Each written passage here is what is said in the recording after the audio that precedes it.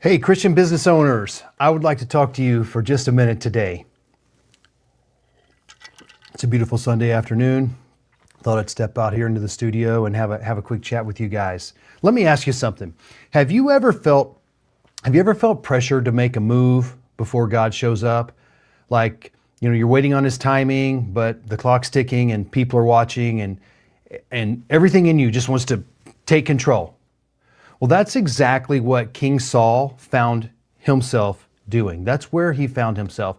And today I want to take you back to 1 Samuel 13 and 14, where we see one of the clearest pictures of what happens when a leader starts humble, but begins to lead from fear instead of from faith. And it's not just a Bible story, it's a mirror for us Christian business owners, especially when the pressure is on and patience feels impossible, especially even when you're an impatient person like I am. So in the book of 1 Samuel, we meet Israel's first king, Saul. And he was a man handpicked by God and anointed by the prophet Samuel. Now, he looked like a king. He looked the part, and he stood taller than anyone else, and he started humble. But somewhere along the way, Saul's heart drifted. And by chapters 13 and 14, we see cracks forming. The Philistines are pressing in. Samuel is late to meet him, and Saul's troops are scattering. And instead of waiting on the Lord, Saul panicked. He took the priest's role into his own hands and offered to sacrifice himself. And from there, it's just like a slow unraveling.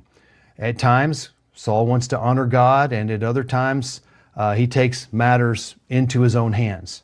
And his story becomes a tragic picture of what happens when a leader fears people more than he trusts God. And that's where we're going today, because Saul's struggle isn't just ancient history. It's what every business leader faces when pressure hits, when things don't go as planned, when temptation hits. Pressure is on to make something happen instead of waiting on God.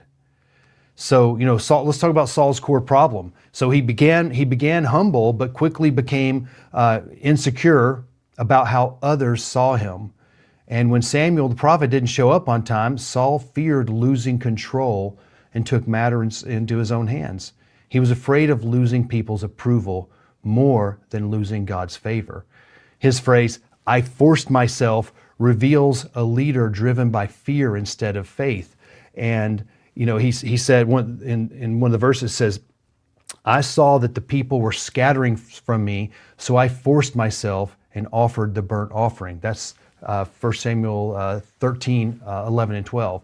And so he wanted the blessings of God without the obedience of faith. Saul wanted success, but on his own terms. In chapter 15, God commanded him to destroy the Amalekites completely, but Saul spared what looked valuable to him. And then later on, he claimed he was keeping it for sacrifice.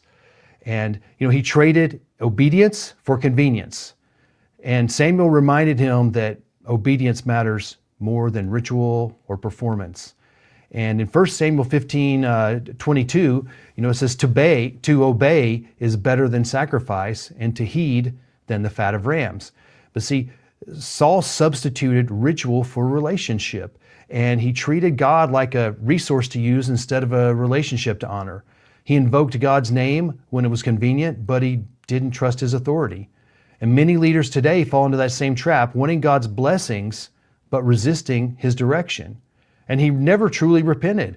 When confronted, Saul made excuses. Even his confessions were about saving face. He said, "I've sinned, but honor me now before the elders of my people."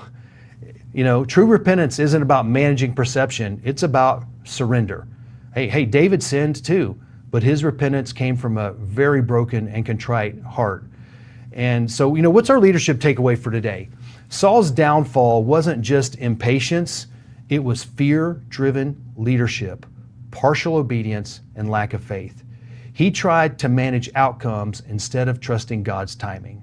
And as business leaders, we face similar pressures. The temptation to act fast, please people, or control results. Saul's story warns us what happens when we lead without surrender. So when pressure builds, pause and ask, am I leading from faith or fear? And whatever God tells you to do, obey Him fully, because partial obedience is still disobedience. And check your motive. Are you seeking, ask yourself, am I seeking to please God, or am I looking good before others? Am I just trying to save face? And so, the bottom line is that great leadership starts where self-reliance ends. And Saul's story reminds us that trust and obedience are the true foundations of lasting influence. Friends, I hope you'll maybe take a browse through 1 Samuel and 2 Samuel. Just read everything that Saul and David did. It's quite amazing. But there's a lot of lessons to take away there. That about it's not always easy to live by faith in this business world where you're pressured to move fast and look good in front of people. But if you'll choose God, if you'll wait on Him, if you'll listen to Him and do exactly what He tells you fully, then you're going to be so much better off. All right, you guys have a great evening. God bless you. We'll see you next time.